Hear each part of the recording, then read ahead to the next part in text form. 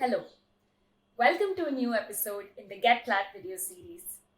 I'm Vasha, and we're back again to enrich your knowledge with the latest information related to the CLAT exam paper and law in India. Being a lawyer anywhere in the world is a matter of great pride. It is a service to the common people as well as to the law and order of the country. So over the next few minutes, I'm going to describe to you the various challenges in India that every law professional as well as the legal firms in this day and age face.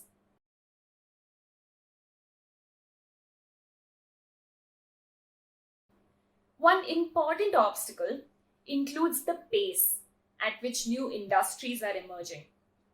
With rapid developments across almost all sectors in the socio-political, economic, and human resource domains, laws these days often end up exposing their loopholes or challenges or becoming seemingly outdated.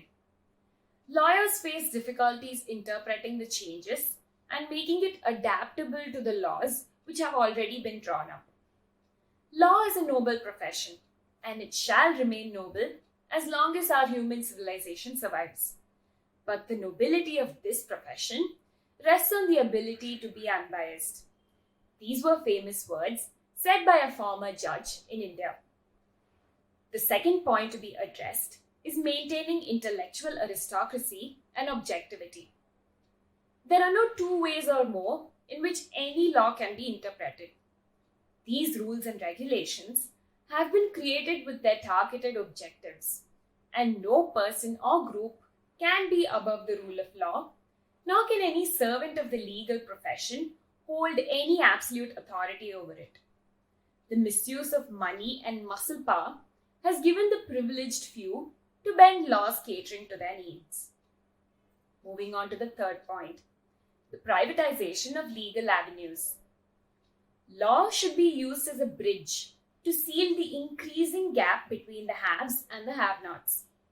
In order to foster long-term relationships and maximize the value, more law firms have begun to embrace alternative billing as a way to meet the needs of the cost-conscious clients, which constitutes most of the population.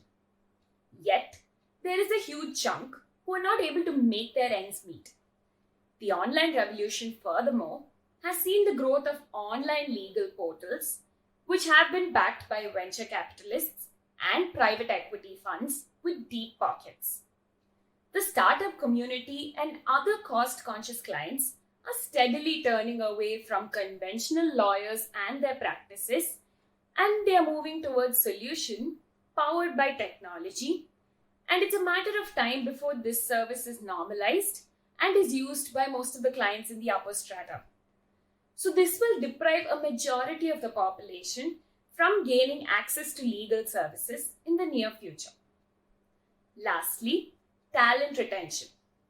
Every year, law universities in our country bring out new faces in the society. However, to prove themselves different from your big reputed lawyers, it is quite important for them to work extremely hard in their area of specialization and cope up with the increasing competition in the market and, of course, globally. The talent of such new onboarding professionals needs to be carved to the best of their knowledge. So, possessing qualities like the right attitude and subsequently consistent hard work is quite challenging for the newcomers. Even the best corporate law firms in India have to learn to differentiate themselves from the rest which are available in the market. Working on the areas of improvement and having a sharp eye for potential risks is vital to survive in the long term. With that, I hope you have understood the basics behind the hurdles in the Indian legal system and how you can participate in it. Remember that every problem has complexities of its own, and a collective effort to tackle them will create wonders. Thus, that's all for today. Thank you for watching this episode. See you in another one. Until then, like, share, and subscribe.